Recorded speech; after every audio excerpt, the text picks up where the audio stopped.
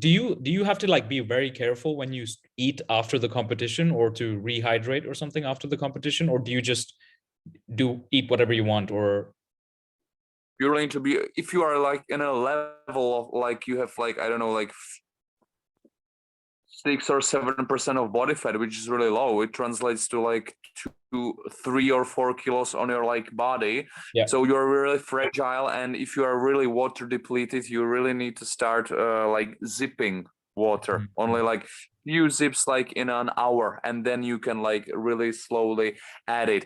Of course, after competition, it is really hard if you really suffered through the diet enough. It is really, I really don't have a will to don't eat like a pig like after the competition. I just really need a burger, pizza, Yeah. Coca-Cola. But it is really horrible for your body. It's fucking horrible.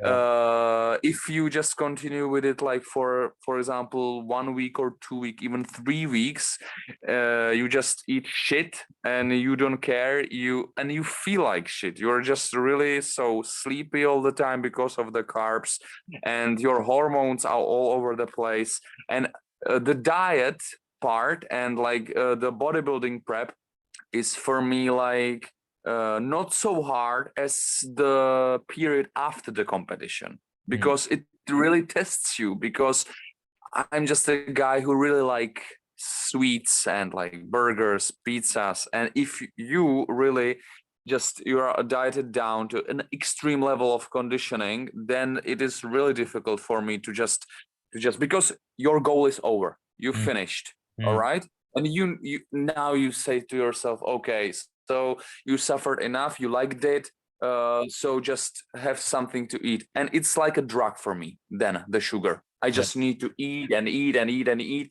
And then you end up being like, for example, 7 or to 10 kilos heavier in 1 day or in 2 days. It's practically a lot of, basically it's all water. Water, of course, yeah.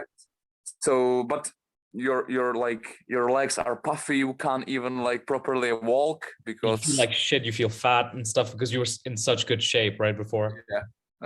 And of course psychologically you feel like you were like a god during prep.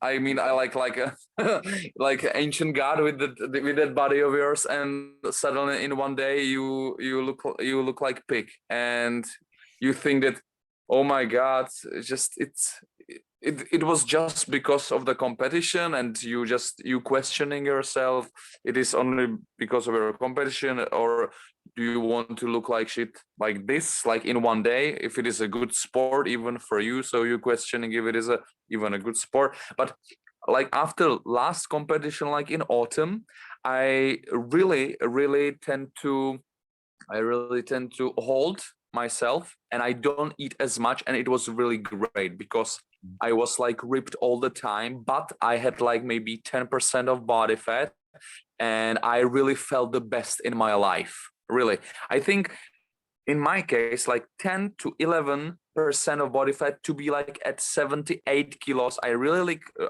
look really great, like in my opinion, and I really like myself. I really feel well, and everything just is great for me, like in terms of like strength, in terms of like my mind, in terms of focus, everything great. But if I'm like 15 to 16% of body fat, I tend to feel sluggish, and I just don't have energy, and maybe I'm a little bit stronger, of course, but like overall feeling is not there. Like I'm like, an ideal weight for me is like 78 kilos or 79, but not over 80. It's not for me. Yeah, When if I want to really feel the best.